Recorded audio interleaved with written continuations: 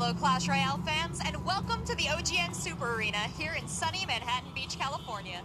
We've assembled 12 teams of some of the best players that Clash Royale has to offer, and over the last 6 weeks, these teams have fought, memed, dreamed, and battled to get here today.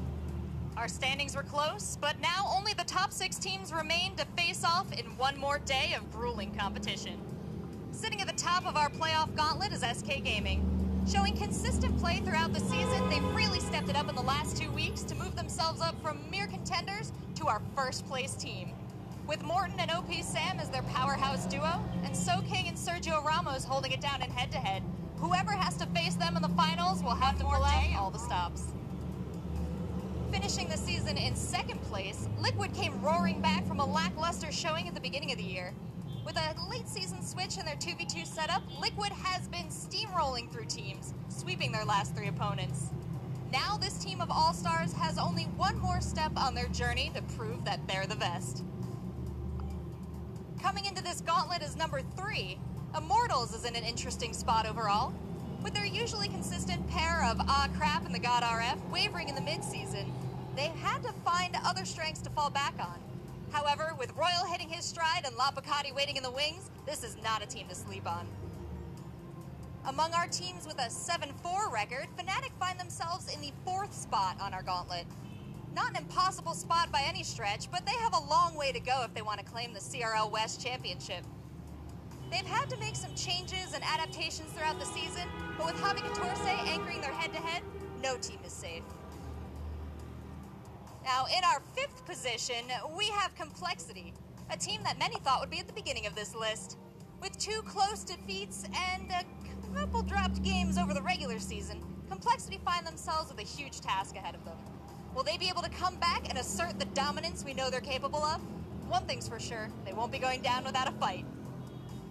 Which brings us to Tribe. A team that is capable of going toe-to-toe with any team in the league when they're firing on all cylinders. Oftentimes, they excel at 2v2 or head-to-head, only to stumble in other sets. Can they bring it all together for one epic run? If yesterday taught us anything, it's that there's nothing more dangerous than a team with nothing to lose. Well, there you have it. The teams are locked and our gauntlet is set. With $150,000 and 3 spots at WCG on the line, who can beat the gauntlet and emerge as the best in the West? Who will be the first ever CRL West champions?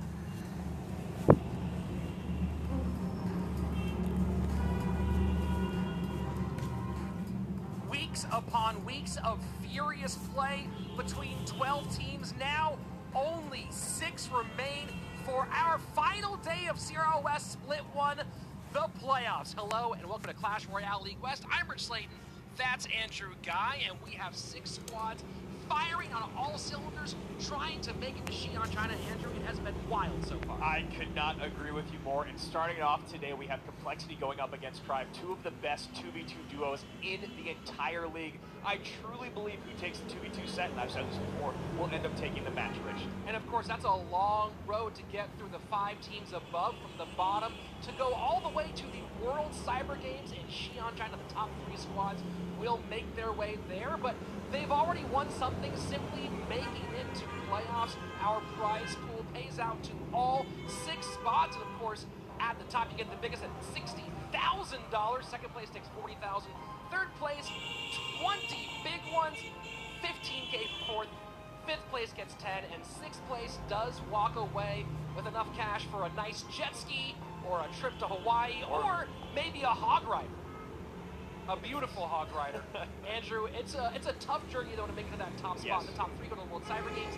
Even getting there is difficult with this gauntlet style playoff. Yes, and a gauntlet it truly will be, starting with these 2 teams, Tribe and Complexity. Whoever wins this match will be working their way up, and that's how it's going to go all day long. So Tribe Gaming, Complexity, the winner of that goes against Fnatic. Winner of that, Immortals. Winner there goes to Team Liquid, all the way to the top, going up against SK Gaming, who stumbled a little bit out of the gates, but then really hit their stride in 2v2, and of course, Sergio Ramos in the 1v1 set.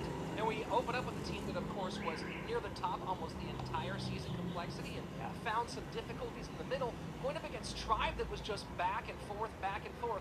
But the defining factor of both these squads is they are two of the best 2v2 duos on the planet. 100%. And that's the thing about complexities. It's been so long since they found a losing streak like this. You can't imagine they do anything but bounce back. But going up against B-Rad and J Monty, another duo with a 7-4 record. But they've had 8 wins in the 2v2 set without B-Rad and J Monty. So this is the type of thing where Complexity has to be thinking, we have to take the 2v2 over this stellar duo. Both these squads, though, come out firing when it comes to the head-to-head play. Yes. On the Complexity side, Vulcan, Razor, Air Surfer, and Adrian Piedra, all very talented in that set. On the other side of that, you have Tommy, who is the King of the Hill leader on the season, most wins at 14, and the best win rate in King of the Hill out of all of CRL West. And it's crazy, like you said, the 2v2 has been stellar. King of the Hill, Tommy's the best player out there, but Tribe barely made it into playoffs. Their fate was not in their hands, and after kind of a self-destruction by Pain Gaming, here we are. But first up, Complexities, Air Surfer, Vulcan, Colton W83, Adrian Piedra, and of course, the man himself, the King Killer, Razor. Yeah, look at that death stare coming from Colton on the way out. He is ready to go up against one of the most relaxed and excited teams here in CRL West, Tribe Gaming. We already mentioned Tommy, the King of the Hill expert, J Monty and B-Rad at 7 set wins in 2v2 this season have been fantastic. Spades with a great King of the Hill sweep, and Nitram has shown up in both 2v2 and King of the Hill. So no idea what rosters they're bringing yet, no idea what they'll throw out there at each other, but I do know this, Andrew, it's going to be a great way to kick off our playoffs. Both these teams, Andrew, have messed with their lineups in 2v2 a bit over the season. No messing around today. Send out the big guns. Colton and Razor up against J Monty and B-Rad. Yeah, I don't think anyone in this room thought it was going to be otherwise. Now, it is a thing to pull a swerve on your opponents, but if it's playoffs, you got to put up your best duos, and these by far are Tribe. Both these duos hit 7 wins. Set wins overall in 2v2 on the season. Of course, went in opposite directions. J Monty and B-Rad trading wins and losses, whereas Colton and Razor went on an insane run and then lost 2 at the back end. And that Giant Skeleton getting very, very close to tower, not quite close enough for that death damage. You can see J Monty and B-Rad feeling a little lucky about that one. Very relieved, and just to kind of piggyback on what you were saying, it was 7 wins in a row, 7 2v2 set wins in a row by Colton and Razor.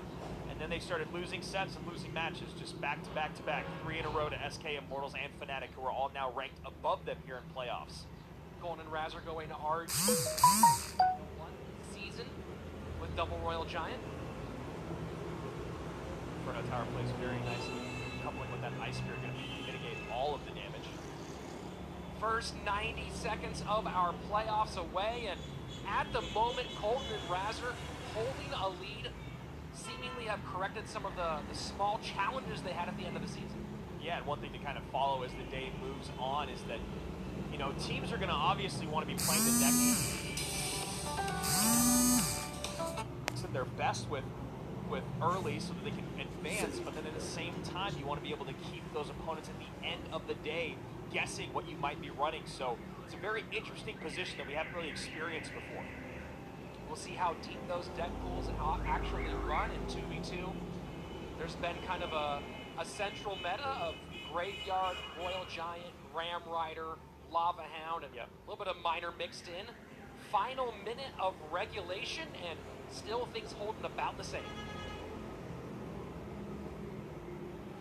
Yeah, Colton Razor here off to a great start. That Royal Giant does need to get NATO'd back, but still should, nope, does not get a shot in.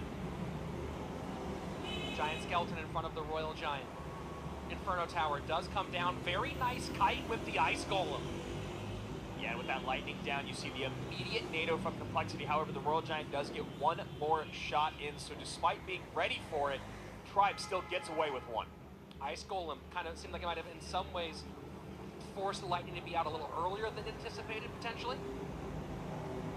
Royal Giant for Complexity, making its way to the tower, uncontested practically. Yeah, and a very nice kite with the Ice Golem once again by Complexity. A few shots in from that Royal Giant, and they're in the lead. Giant Skeleton won't get much in the way of death damage, and now it's the Giant Skeleton of Tribe heading towards the tower, trying to keep it distracted. Guards do come down. High Inferno Tower just picks up that Royal Giant. Yeah, not able to get on the Princess Tower, but it doesn't matter right now. We have an RG that is completely uncontested other than a Mega Minion. And here we go. Tribe loading up again, left-hand lane. Complexity loads up on the right-hand side. Now, who overcommitted here? Because Tribe has a Royal Giant healthy on the tower. Complexity, not a lot to defend. Log pushes back. Giant Snowball to slow down. Does get one more shot off. That could have been a lot worse there, Andrew. Yeah, Complexity's doing a great job of switching up lanes, as is Tribe. Now, Complexity just ahead by about 51 HP. Giant Skeleton, Royal Giant again. This time, Tribe does get down there. Inferno Tower. Earthquake comes in, chunking away a little bit. Will that Tornado combination be enough to stop the Royal Giant from getting on tower? It might get one shot. Yes, it does. Yeah, a big time shot in. You have to imagine Colton's last card is a spell, probably a large spell. Royal Giant on the top, making this race for the tower. Giant Snowball comes in on both directions. That's gonna do it, yeah. Colton and Raz are getting away with one there. It seemed like B-Rat and J Monty had really kind of put the pressure on. They were having a hard time keeping up, but Colton and Raz kept changing lanes and catching Tribe, just thirsting for Elixir defensively.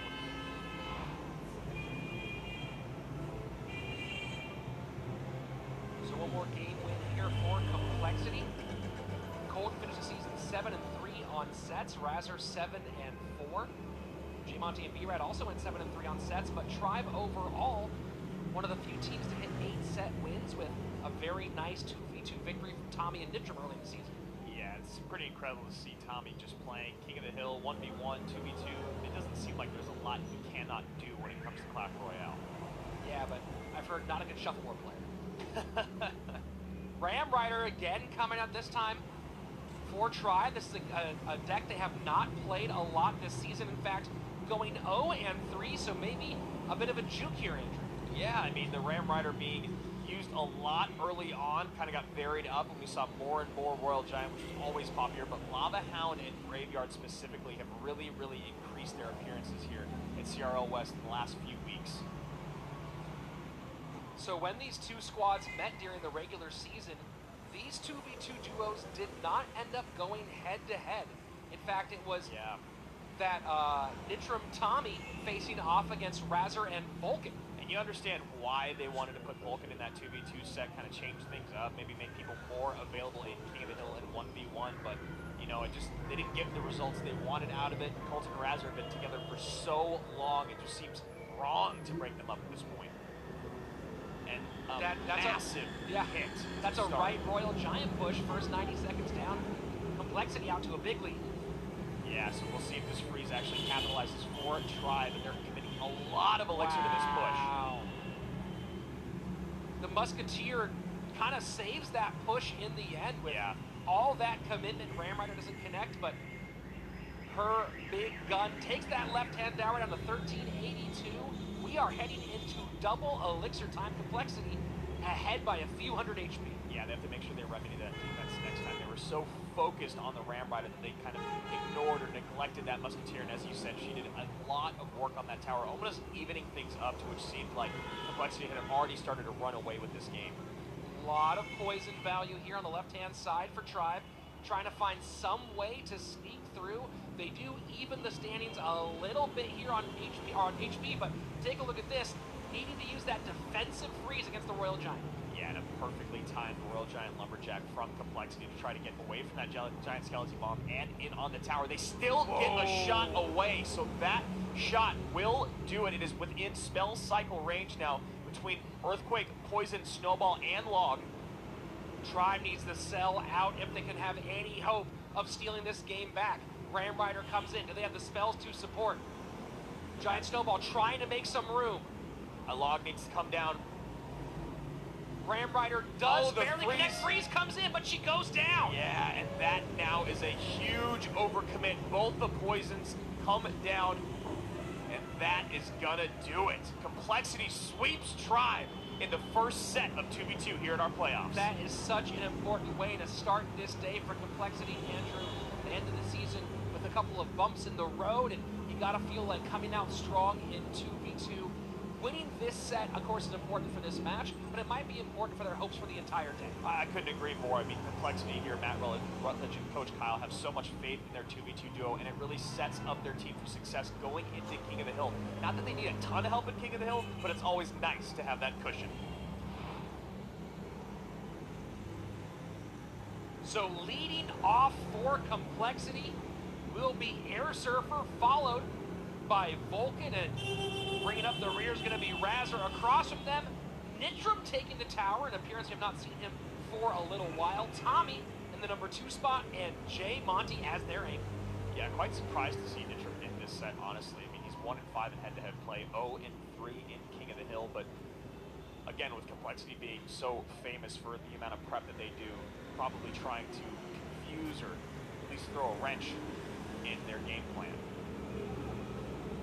Interesting not seeing Adrian Piedra active today for Complexity, with how comfortable he is in high-pressure situations. Yeah, and that's really what it is more than anything else. Adrian has had so much experience in live matches, in competitive live matches, and honestly, as you said, in the massive appearances and success in high-pressure situations.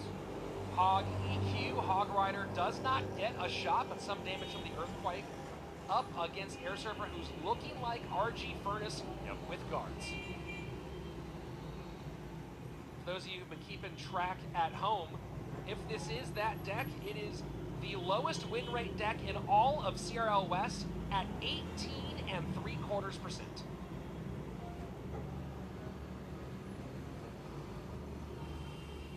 And he was cycled in the back, getting ready to slow down this Valkyrie.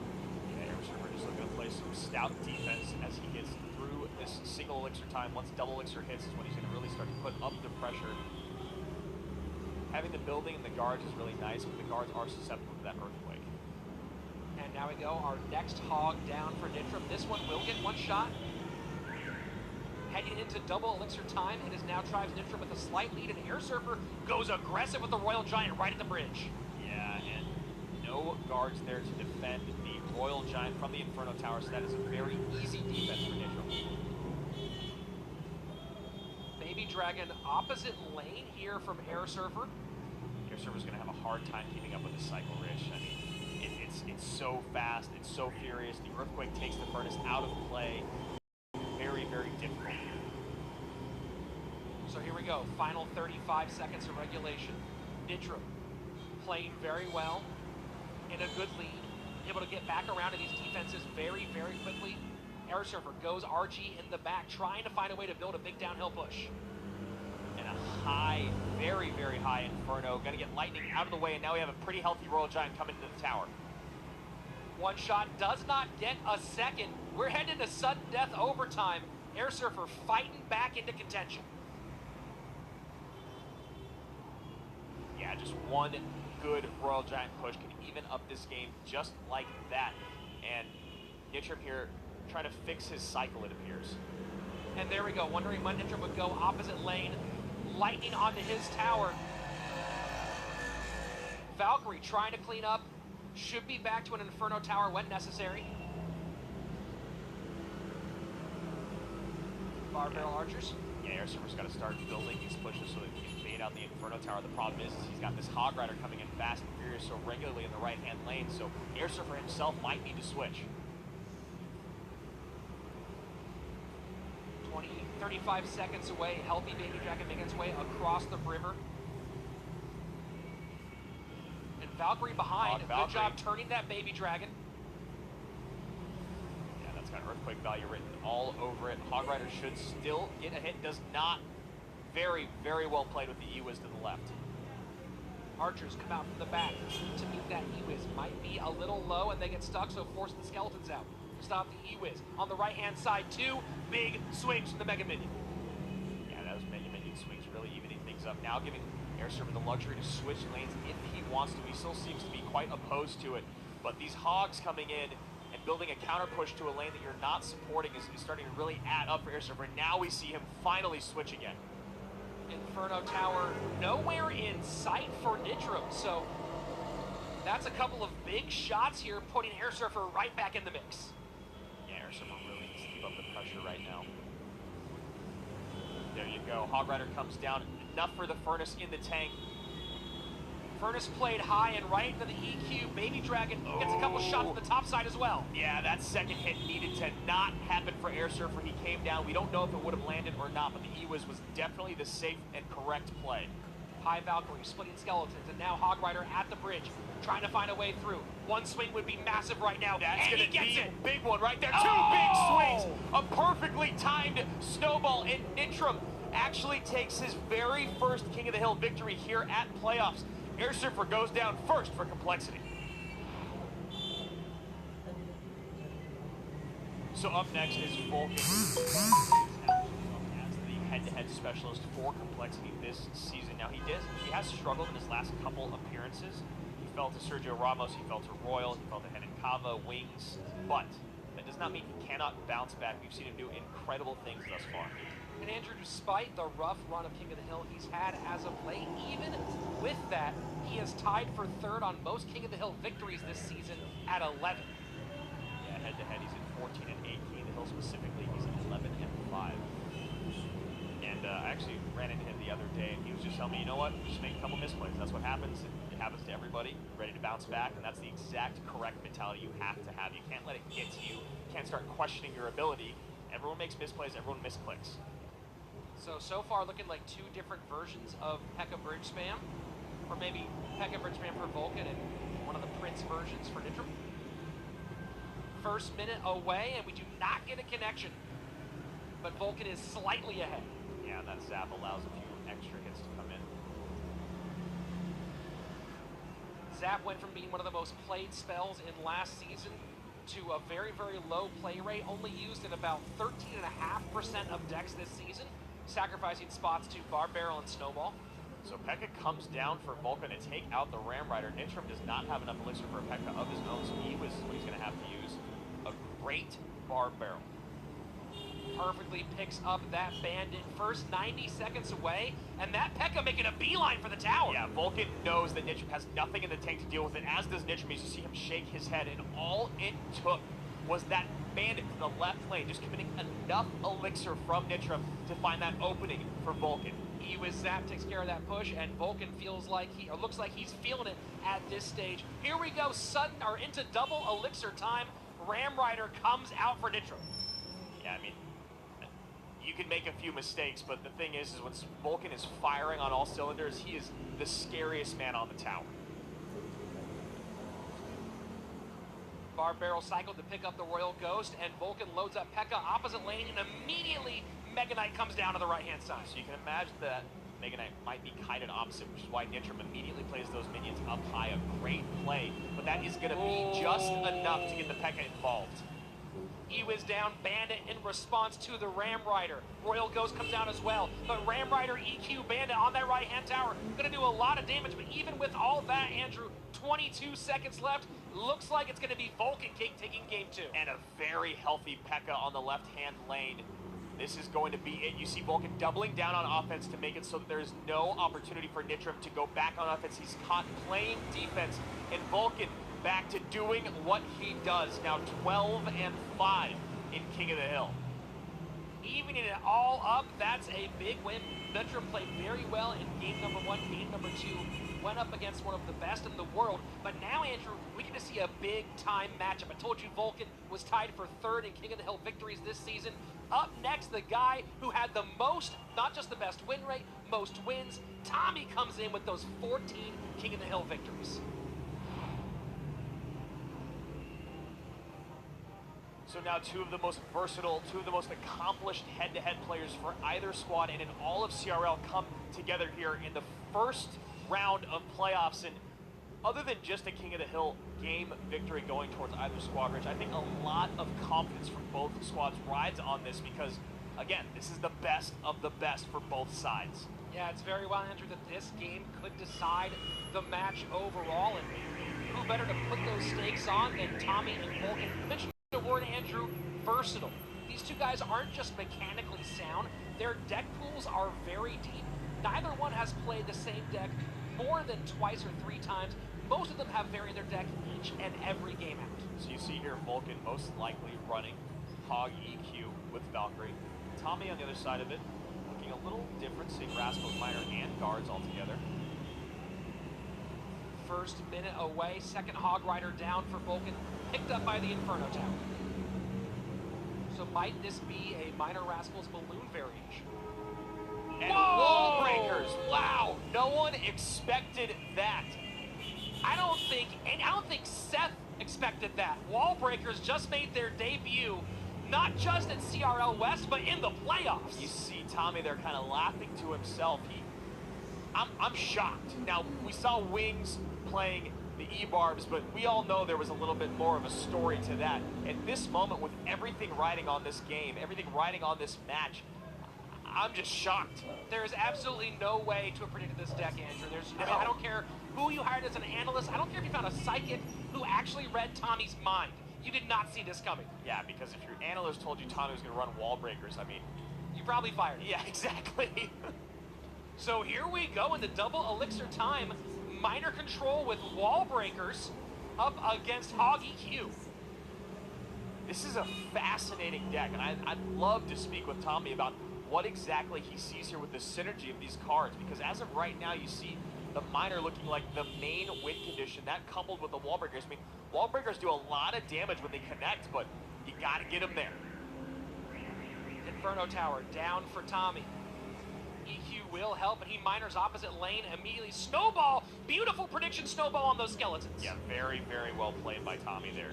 Nice management by Vulcan to play the snowball and push the Miner off to the archers. Now Wallbreaker's opposite lane picked up easily by the bar barrel. Hog Rider on the tower, EQ snowball in. Wow. Vulcan takes a massive lead with 20 seconds left in regulation. So a very interesting time for Tommy here to try something brand new before. Now, if both those Wallbreakers connect, that is 880 damage. That's a massive amount, but they've got to get there, and right now Vulcan is doing an excellent job getting his Hog Rider to Tommy's tower. And again, that Earthquake gonna take out that Inferno Tower. Hog Rider, though, picked up by the guards. Inferno Tower does its job. We are in sudden death overtime. Vulcan ahead by a significant margin. Tommy doing something we've never seen before. There's just no utility provided by the wall breakers unless they connect to the tower, and that is the biggest problem Tommy's having right now. Bringing the tower down now below 200 or below 400 HP with that Earthquake. Tommy's in a world of hurt, Rich. And he is way behind on Elixir, Andrew. This looks like Vulcan's game to win. You gotta give Tommy the respect for coming out with something that no one could possibly imagine would be played in this scenario, but Vulcan moments away from closing out game number 2. Yeah, and that right there, the guards with the snowball. Hog Rider does not get a hit, but at this point, Tommy's just kind of prolonging his fate. And interesting, Hog Rider inside. Giant Snowball comes in on the back end. Tommy tries to pick it up. Not going to be enough. EQ solves it. Vulcan takes out Tommy. And for a team that skated into the playoffs, not of their own volition at the end, find themselves again one game away from elimination. Jay Monty takes the tower against Vulcan. And if Complexity does take this, they will be facing Fnatic next. They actually, in the regular season, ended up, I can't seem to find it on my sheet here. They did lose in again, the very last season, the match. final match. Yeah, so a quick rematch of someone that took a position from them, just making Complexity drop another spot. That might have made them drop a few more spots, Andrew, with the way that loss came in. And look at that, the Bandit doing the super chain dash to take down that tombstone. Yeah, well, one of the most surprising things about Fnatic was their 2v2 play and the success of Faye. So something that Colton and Razor, I'm sure, are already thinking about. Well, right now, Vulcan has to think of the man in front of him, Jay Monty, perfectly capable of getting a few outs of his own. Goblin Giant unsupported, making its way to the tower. And looks like it will get at least one stab in. Yeah, and this is the thing that a lot of people forget is that Jay Monty swept Complexity earlier in the season, the second match of their season. He took down Adrian Piedra, Air Surfer, and the man he sees right in front of him at this moment, Vulcan. And Vulcan looked like he's going with the Goblin Giant Sparky version that has Lumberjack and Musketeer. One version of this deck went on to be the best deck in all of CRL West's first split at 11 wins out of 13. Overall, this combination has performed very well, somewhere between 75 and 80% win. Yeah, those skeletons from the Tombstone are really going to help Jay Monty in this battle, whether it's for kiting the Goblin Giant or distracting the Sparky, because those skeletons do a great job in soaking up those Sparky shots. So heading into double elixir time, Vulcan has taken the lead, and this is where he'll start dropping those Sparkies against this RG Ice Wiz control deck. And now with Jay Monty, he probably is going to want to play some adequate defense and then maybe switch up lanes. I don't think he wants to keep going into the Sparky over and over. However, he's able to kind of keep it at bay with the skeletons from the Tombstone. He may just continue doing what he's doing right now. And he does end up switching. Here we go, Lumberjack onto the Royal Giant. Will do a ton of damage. Iceman's trying to stop that Sparky. Oh! That's tower down! And that NATO, I don't know if that NATO was advised. Jay Monty really feeling it, and that misplay is going to cost Tribe their entire season. The playoff hopes are done right now with Vulcan pulling off an incredible King of the Hill appearance, taking down Nitram, Tommy, and now Jay Monty. Well, this is what he did all season, Andrew. He swept King of the Hill. He swept it against Team Queso. He did it again against Cream. He did it against Energy. He did it so many times and adds one more here, and probably the most important one of the season, getting the King of the Hill sweep to go 2-0 in sets against Tribe and head to the next ladder of our gauntlet. And I'm sure Vulcan is so happy to get that King of the Hill victory back over Jay Monty, who did, again, put complexity down with his King of the Hill performance. You can see Matt Rutledge there very excited. Coach Kyle very, very happy with the way that their boys played. Now, this is the thing. Massive showing in their first match, right? They dominate 2v2. They dominate King of the Hill. They've got so much more ahead of them. But they have so many options as well, Andrew. As long as they can keep winning the 2v2, which in general the 2v2 doesn't require as much unpredictability thus far this season, with that 4-man roster, we can mix it up for King of the Hill, whether it's Vulcan, Air Surfer, Razor, or of course Adrian Piedra, who didn't appear in match number 1. That's one of the benefits they have as they try to climb up another rung on this gauntlet. And you know, B-Rad and Jay Monty looked like they were able to kind of hang in it for a little while, but Colton and Razor did what they do in the 2v2 set. Their communication, the execution of the plays that they were doing just came out on top. B-Rad, Jay Monty could not play stout enough defense, and then you know, you come into King of the Hill, you see Nitram in that first spot. He actually does really well in taking down Air Surfer, but Vulcan is back. He's back to exactly where he wants to be, and what better time to show up. He played beautifully, and then it all goes back to that game 3 of King of the Hill against Tommy, where bringing out the wall breakers, you know, I gotta wonder, Tommy, he has to run that deck a bunch, ran and practiced certain matchups. He knows something about how that deck can work. The question is, did he find something he didn't expect here with that Hoggy Q deck? Yeah, I mean, who knows what it is? It's so hard to game what Vulcan is going to run, but that's neither here nor there. Now, up next, we have Complexity going to Fnatic.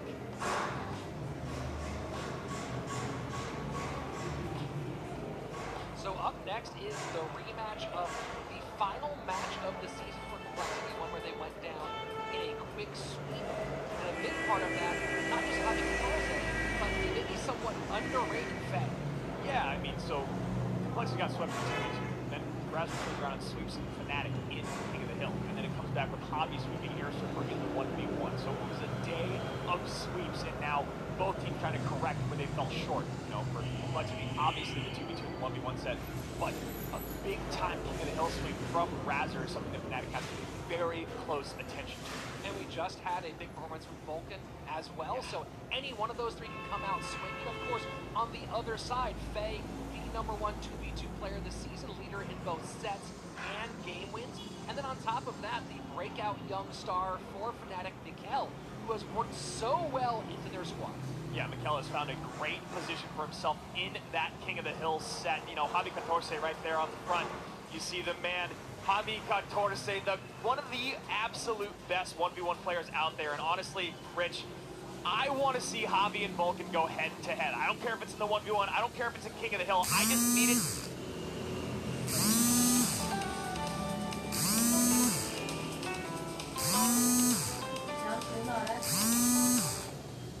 it to happen in my life.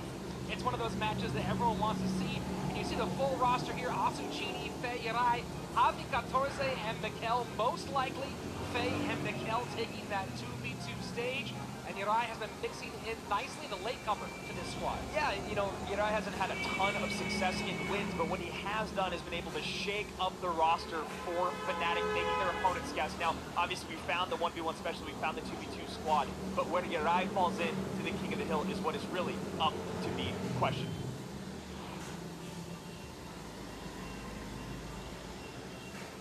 So again, no one taking big risks in 2v2. Razor and Colton come back out for Complexity. And as we thought, Faye and Mikel for Fnatic, and these two have been very, very good together. Yeah, I mean, you know, Mikel is 10-4 games, 5-1 in sets, which honestly, until looking at this player card again, I'd forgotten that Mikel was so dominant in this 2v2 set, but it's really about Faye. He's kind of the captain of 2v2, you know, and I'm sure it's a lot of communication going back and forth, but as you said, he's got the best 2v2 record in the entire league. Yeah, Faye's kind of been overshadowed a bit in conversations, whether it's because he's had multiple different 2v2 partners or the head-to-head play by his teammates, especially Javi, but he has been a massive part of their success this season. Yeah, you know, you get that cushion to go into the 1v1 set and bring out Javi 14 where he's most comfortable. If you go to the 1v1, that means you fell in a set somewhere throughout the game, and most likely it's the King of the Hill. Complexity going back to the Royal Giant well. It worked fantastically for them in their opening match today, so we'll see if they can do it one more time. And 2 shots in there from the Royal Giant. That last one just squeaked by. So first minute away, and right now Complexity again out to an early lead, although taking a couple of big shots on both sides. The Ice Wiz doing more damage than you might expect with all those bolts. Yeah, and you can see Complexity there looking to conserve some elixir in turn to create another offensive push here. Had they defend, ooh, and that is a miss and a half. Not only do they miss the Ice Wizard, they miss the Princess Tower as well, and that is one of those mistakes, those mental mistakes that Complexity's been having lately. Royal Giant opposite direction. Lumberjack gets on tower for a half second, pulled by the guards, and now raged up Royal Giant trying to get past this Inferno Tower, cannot do it. So despite the stumbles on the opposite end, Complexity still staying ahead, although slightly behind on Elixir as we enter into double Elixir time. Yeah, you saw there the Complexities, they recognized the misplayed poison and kind of just pumped the brakes, looked to conserve Elixir for defense because they figured that Fnatic would turn up the heat, and they kind of did, but they weren't really able to break through that well. Royal Giant Lumberjack down, Tornado, Ice Wiz, very well timed lightning. That's a raged up Royal Giant. Does not get a shot courtesy of that Mega Minion. I mean, even with the lightning coming in, look at all the answers they have. They have the Ice Spirit, they've got the Inferno Tower, the Snowball, the Log. All of these things coupled with the NATO or used in conjunction with the NATO is a really rough route for that Royal Giant to get to tower. Ice Spear and Snowball trying to stop, does not. Royal Giant gets a shot, and suddenly Fnatic has the lead as we move into sudden death. And you can recognize there that Faye has as much elixir as both Complexity representatives, so maybe that poison is now starting to add up. Inferno Tower, deep into the center. Picks up the Lumberjack. Royal Giant will get raged. Is lightning in the hand of Fnatic? It is. That is a big shot. Lightning. And the Lumberjack squeaking by, as you said, was the big changer right there, being able to rage up the RG and preserve its health just a little bit. And this Royal Giant should be enough. Gets on tower, one shot, second shot down. Is it. So now Fnatic, 3 games in a row over Colton and Razor. It appears that they have their kryptonite locked away. They are playing so well together. Our Mikel and Faye, and that's been the story for Faye all season this year. Colton and Razor need to find some way to get back in this. You know, Rich, we talked about how mistakes lead to more mistakes, and Fnatic was able to kind of create a slow burn that turned to a brush fire, and Razor and Colton could just not keep up with it. Really turned the tables there, so gotta wonder if Colton and Razor are dialed back in. And it's not just mistakes beget mistakes, Andrew. It's that over the last couple of match days, this has plagued the duo. Yeah. So you gotta wonder if it does change their mindset at all. Yeah, it's one of those things that you're kind of shocked to see. They've been playing together for so long and playing together flawlessly for so long, all of a sudden having a rough last stretch. So now trying to bounce back, and Fnatic here going with maybe a Lava Miner. Complexity, a lot of Princes in the mix. Don't see a ton of classic Prince in 2v2. We have seen the double giant, double Prince, I think maybe once in 2v2, and I don't believe it fared very well. So more Princes come out, Lightning behind the Goblin Giant. Now, Lightning not getting a ton done for Fnatic. They should be all right. So it's Goblin Giant, Quadruple Prince, double Goblin Giant, Quadruple Prince here. Now this is a deck that seemed to, in the 1v1 pop-up part of the season, has been very, very successful. Colton and Raz are bringing it to 2v2 for the first time. Yeah, really curious. I mean, I do love the Dark Prince in 2v2. I think that shield for big spells has proved to be very, very effective time and time again. And wow, that Mega Knight just vanished from the map. Connection on the tower with the Goblin Giant. We are heading into double elixir time. Colton and Raz are slightly behind Faye and Mikkel. Nice stun there from the E-Wiz, few hits in. Perfectly healthy Dark Prince going opposite direction. E-Wiz comes down in response. Lumberjack tanking for the E-Wiz, and now another Ram Rider in front. And that Lightning did a ton. Ram Rider just barely does not escape. Oh, and a very nice Mega Minion played up high to catch that E-Wiz in the last possible second. So Ram Rider, Mega Knight, Miner for Fnatic up against the double Goblin Giant, Quadruple Prince of Complexity. So decks that we've kind of seen more popular in 1v1, now they're 2v2 versions popping out. Everyone's one of the stops here in our playoffs. Final 25 seconds of regulation. So that Mega Knight splash is doing great work against both of those Princes. As soon as that Dark Prince shield came down with that poison, a really, really nice use of the Mega Knight there. Goblin Giant in the front. P.E.K.K.A comes down. Lightning does not go to the E-Wiz, goes to the P.E.K.K.A and Baby Dragon instead. One shot on the tower. Ram Rider in for Fnatic. Dark Prince trying to stop. Log comes in to push things back. Miner to the back of the tower. Miner on the back. P.E.K.K.A does go down with that, but the E-Wiz is now reset onto the Miner. This is a huge moment for Fnatic. Bringing that down below. This is going to be it. There is no way for Complexity to come back. My God. Andrew, Fnatic, seconds away. Lightning comes in, takes that, and here we go. Fnatic takes the 2-0 sweep in our opening set. Well, Rich, you called it. Adrian Piedra coming out. Guys, a short break. Right back. 15 minutes. Side of it, we have Faye, Mikkel, and then Javi 14. Faye 6 and 5.